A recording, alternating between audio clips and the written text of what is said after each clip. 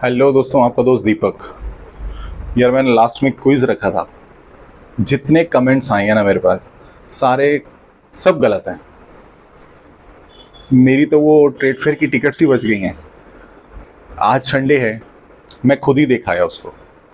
मैं अपने ये बच्चों को घुमा लाया हूँ। ठीक है, कोई बात नहीं। मैं बता देता हूँ कि हम कौन सा वाला टॉपिक डिस्कस करेंगे आज। What is the rule of 70।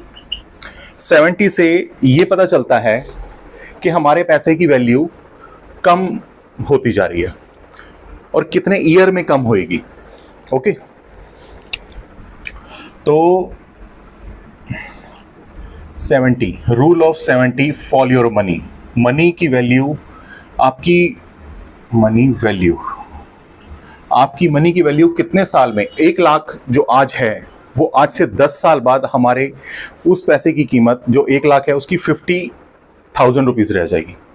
Okay, 50% तक पैसे हमारे वैल्यू गिर जाती है।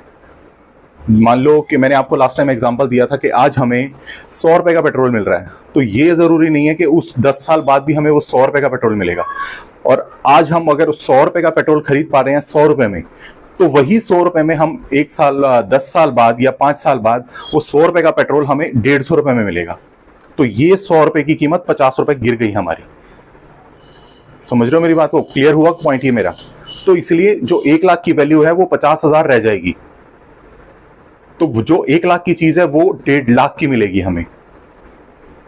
तो ये मैं कहना चाह रहा हूं। तो हमारे पैसे की अगर वैल्यू कितने साल में बढ़ती है, जो 72 से पता चलता है, 114 से पता चलता है और 144 से पता चलता है। जो तीनों रूल मैंने आपको बता दिए हैं। अब 70 रूल नंबर है जिससे हमें ये पता चलता है कि हमारे पैसे की वैल्यू गिरती कितने टाइम पे है।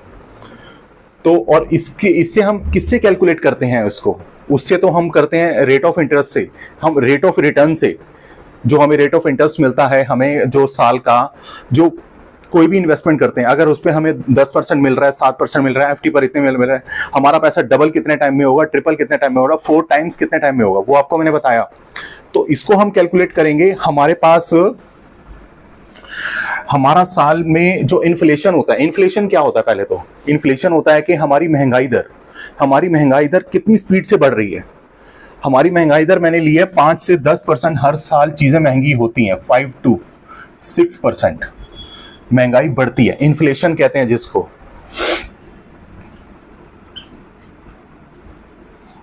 इन्फ्लेशन, महंगाई दर, ठीक है। 5 से 6% की महंगाई हमारे हर साल बढ़ जाती है, चीजें महंगी हो जाती हैं। दाल आटा चावल सब महंगा हो जाता है। 5 to 6% ये तो कंफर्म है, बढ़नी ही बढ़नी है। तो इसलिए हमें इन्वेस्टमेंट भी ऐसी करनी चाहिए जो कि इस 5 से 6% से ज्यादा इंटरेस्ट दे। मान लो हमें किसी एफडी में 8% का रिटर्न मिलता है, तो अगर वो 6% महंगाई दर बढ़ रही है तो हमें 2% तो फायदा तो हो रहा है उसमें। मान लो कोई हमें, जैसे एनपीएस मैंने आपको लास्ट टाइम समझाया था 11 से 12% देता है रिटर्न हमें, तो मान लो वो इन्फ्लेशन को बीट कर देती है वो वाली इन्वेस्टमेंट।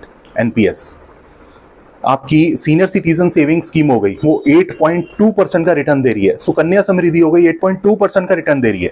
ये महंगाई दर को बीट करने वाली स्कीम्स हैं। इसमें आपका पैसा बढ़ता है चाहे 3 से 4%, और महंगाई को बीट करके वो बढ़ रहा है। तो ये समझो कि ऐसी इन्वेस्टमेंट करो जो महंगाई को मात दे दे। ओके, अब ये 70 से हम डिवाइड करेंगे 5% को। ओके, ये हमारा इन्फ्लेशन है जो हर साल, इस बार कैलकुलेट गवर्नमेंट ने जो इस साल लास्ट 2023-24 का जो इन्फ्लेशन हुआ है वो 5% का हुआ है, इसलिए मैंने पहले इसको 5% से कैलकुलेट कर रहा हूं। 70 डिवाइड बाई 5, 14 ईयर्स में आपकी पैसे की वैल्यू मान लो 1 लाख है,